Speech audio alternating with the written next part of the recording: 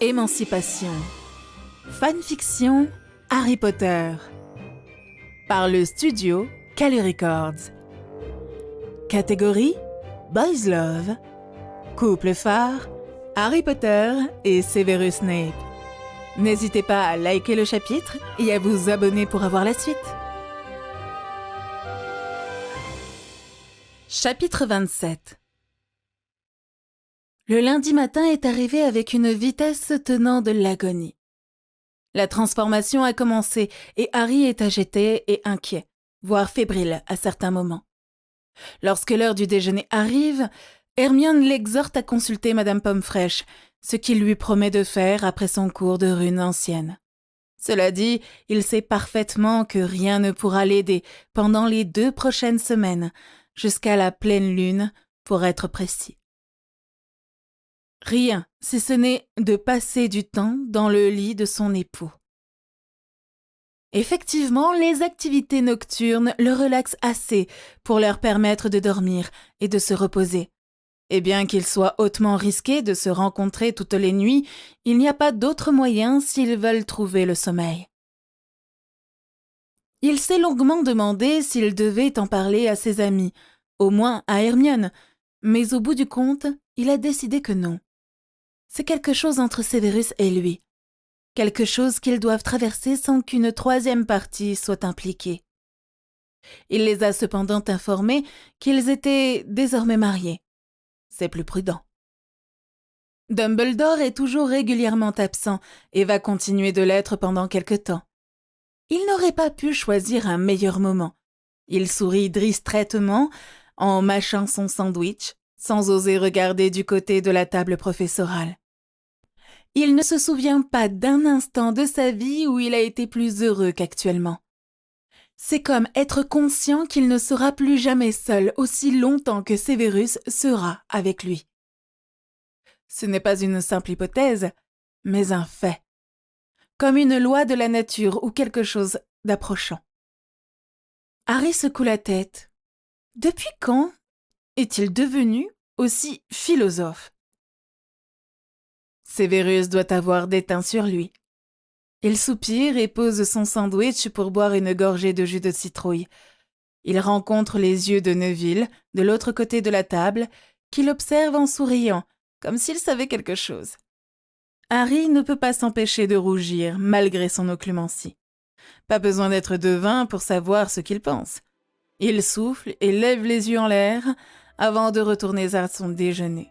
Il est fou d'amour et n'en a pas honte. Severus arpente son salon dans un étrange état d'agitation, comme si quelque chose rampait sur toute sa peau. Et le fait de se répéter que c'est dû à la transformation n'aide en rien l'envie de se gratter. Un coup à la porte et il se précipite, sachant grâce aux protections qu'il s'agit d'Harry. Il ouvre la porte avec fracas et se retrouve instantanément enveloppé par une paire de bras invisibles. Soufflant de soulagement lorsque le picotement sur sa peau s'atténue. Il recule dans ses appartements, traînant avec lui le poids attaché à lui, puis referme la porte, retournant l'étreinte féroce. « Je te manque déjà tant que ça ?» plaisante-t-il mollement, appuyant son visage dans le creux du cou pour inhaler avec presque de la gourmandise l'odeur devenue familière. Harry se met à grogner de frustration. C'est l'enfer! Et on est supposé endurer ça pendant les 10 prochains jours? Je ne sais pas pour toi, mais moi, je vais virer ma boule. C'était ton idée, si je me souviens bien. Alors arrête de geindre et prends-moi. Severus ne sait pas d'où lui vient cette façon vulgaire de parler. Harry doit sans aucun doute déteindre sur lui. Il trouve pourtant ça libérateur. « Oh oh, serions-nous impatients ?» sursure Harry. Le ton est séducteur et les mains glissent le long de son dos pour saisir les globes pêcheurs. Les pulsations de Severus s'accélèrent considérablement et il commence à tirer sur la cape d'invisibilité, avide de pouvoir enfin voir son époux. Pas que ce soit vraiment utile, parce que dès que le visage d'Harry est en vue, il se fait plaquer contre le mur le plus proche et peloter outrageusement. La seule chose dont il se rend compte, c'est de tomber sur le lit, sans savoir comment il est arrivé là, coincé sous le corps d'Harry. C'est tellement bon, mieux que leur première fois, car là, il n'y a aucune contrainte extérieure. Ils peuvent quasiment faire ce qu'ils veulent. Toutefois, pour le moment, Severus veut qu'Harry prenne soin de lui. Il se cambre, gémit, et à travers la couche de vêtements, frissonne de moindres frôlements. Il n'aurait jamais donné librement autant de lui-même à quelqu'un d'autre. Mais là, c'est Harry, son mari, donc il n'a pas besoin de se retenir. Severus se réveille avec la douleur. Étrangement, il est tout endolori sauf là, même malgré que leur deuxième round ait été un peu brutal. Au moins, ça prouve l'efficacité du lubrifiant qu'il avait fabriqué. Il grogne sans faire de bruit, s'extrayant du sorcier toujours endormi, et se dirige vers la douche. L'eau chaude l'aidera à se détendre et à dénouer ses muscles. Un flashback lui vient à l'esprit. Un moment de la nuit dernière qui l'a fait doucement sourire. Plus d'une fois, Harry l'a amené au bord de l'extase. D'ailleurs, Severus trouve que celui-ci est un plutôt bon amant, accompli pour quelqu'un qui était encore vierge avant-hier. Comme s'il savait d'instinct quoi faire et comment le faire. Comme s'il était né pour me faire l'amour. À cette pensée, Severus faillit éclater de rire face au ridicule. C'est juste le lien entre eux qui fournit les connaissances nécessaires à satisfaire les zones érogènes de l'autre, rien de plus. Pourtant, il se remémore ce que lui a dit Harry une fois. Comme si c'était censé être comme ça. Et avec le jet d'eau coulant sur lui, il commence à être enclin à le croire. Ses ablutions matinales terminées, il quitte la salle de bain avec une simple serviette autour des hanches et commence à farfouiller dans son dressing à la recherche de vêtements propres. Harry est déjà éveillé et l'observe bizarrement. « Quoi ?» Severus se tourne vers lui, un sourcil levé. « Ta peau ?»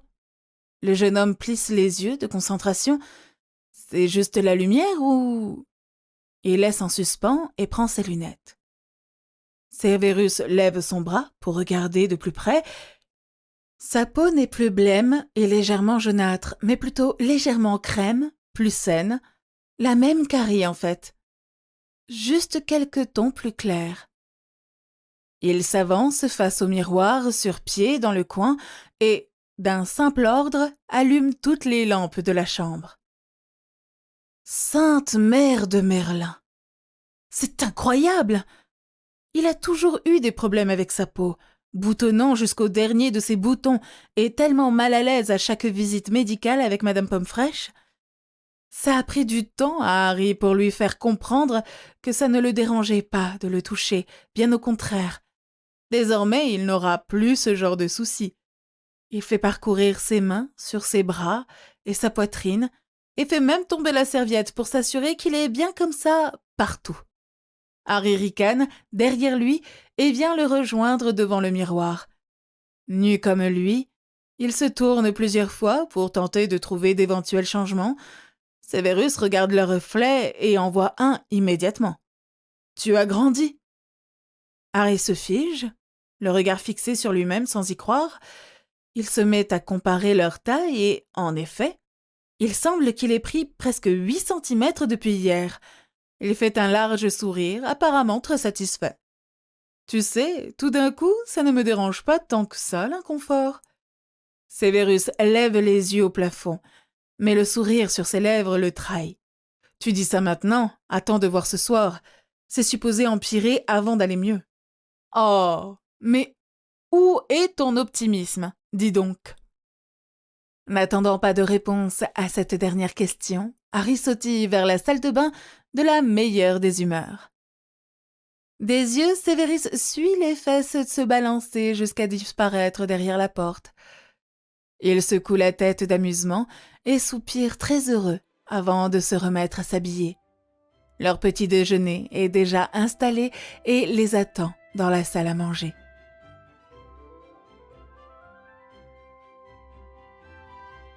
La semaine s'est déroulée selon la même routine et malheureusement la prédiction de Severus s'est avérée correcte. Ils ont été contraints de recourir à un grand nombre de glamours pour cacher leurs conditions durant la journée. Le nouvel ordre les a chaudement félicités pour leur tout nouveau bonheur de mariés. Hermione en particulier était folle de joie. Et le meilleur, c'est qu'il peut attribuer sa fatigue à la lune de miel, chaque fois qu'elle remarque que quelque chose cloche. Par conséquent, l'un dans l'autre, personne n'a la moindre suspicion. Le dimanche soir, le tout nouveau couple est recroquevillé sur le canapé devant le feu, avec, pour la première fois depuis des jours, aucune douleur et aucune gêne. Il ne reste que 4 jours avant la pleine lune, et le gros de la transformation est derrière eux. Harry arbore fièrement un bon 1,73 m qu'il attribue à une poussée de croissance tardive. Bon, c'est vrai qu'Hermione n'est pas tombée dans le panneau. Sa silhouette et ses membres sont plus longs et plus fins, et ses os du visage plus prononcés. À sa grande satisfaction, ses cheveux se sont un peu raidis, mais juste un peu. Les gènes Potter sont vraisemblablement aussi entêtés que leurs propriétaires. La plus grande amélioration reste cependant sa vue. Elle s'est régénérée et est actuellement moitié moins mauvaise que la semaine dernière.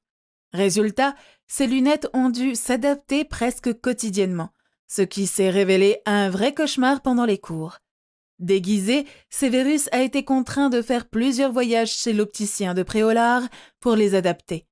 Bien sûr, Harry sait que sa vue est trop endommagée pour qu'elle se régénère en totalité. Encore ces foutus gènes Potter. Mais en avoir récupéré autant est déjà une amélioration qu'il n'aurait jamais espéré attendre. Severus aussi a changé. Pas de façon aussi drastique qu'Harry, mais quand même. Sa peau peut être considérée comme belle maintenant. Ses cheveux sont un peu plus épais et sa silhouette plus vigoureuse. De petits changements, certes, qui donnent à son regard une confiance jusque-là jamais vue. Personnellement, Harry ne l'a jamais trouvé laid, comme il se décrivait. On ne peut bien évidemment rien faire pour son nez, mais il cadre plutôt bien dans son visage et confère à ses traits un je ne sais quoi de noble, voire de romain. Ses yeux et sa voix pourraient en revanche vous faire fondre sur place, pour peu qu'ils soient bien utilisés, et ses cheveux sont fins et soyeux au toucher. Il n'est pas à proprement parler beau, mais c'est indéniablement un homme attirant. Mais allez faire comprendre ça à ce bâtard d'entêté. Harry est bien content que ces idioties soient terminées. Harry bouge des genoux de Severus et glisse sur le plancher. Un vilain sourire étire ses lèvres dès qu'une idée lui traverse l'esprit. Un jour, il a dit à Malfoy qu'il préférait le tapis. La vérité, c'est qu'ils ne l'ont jamais fait ailleurs que dans leur chambre, et il est temps de changer cela.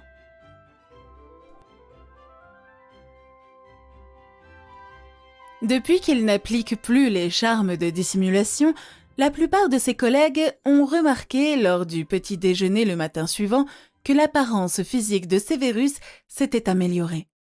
Et ceux-ci se révélant être des commères ennuyeuses, ils ont tout de suite commencé à spéculer dessus.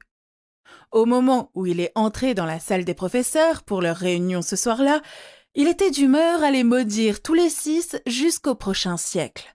Et le sourire de « je sais tout » de Minerva n'a rien arrangé. La dernière chose qu'il souhaite, c'était que les élèves s'y mettent. Il prend sa place habituelle à côté de Pomona et les fixe avec hauteur, les défiant de faire le moindre commentaire. Pour la plupart, ils sont suffisamment avisés pour garder leur clapet fermé. Mais Slughorn n'a jamais été connu pour sa sagesse. « Ah, mon garçon, je vois qu'on rôde encore sur les terrains de chasse. ricane-t-il en faisant un clin d'œil des plus ennuyeux. Ça semble vous réussir, en fait. Sévérus se redresse, prêt à mordre, mais voyant du coin de l'œil que les autres retiennent leur souffle, il décide de leur donner satisfaction. Au moins certains d'entre nous peuvent encore se le permettre, hein, Horace. Il lève son nez, raillant de façon plus dédaigneuse, et à l'évidence, vous n'en faites pas partie. Filius s'étouffe dans son thé, tandis que Pomona et McGonagall sont en train de tousser bizarrement.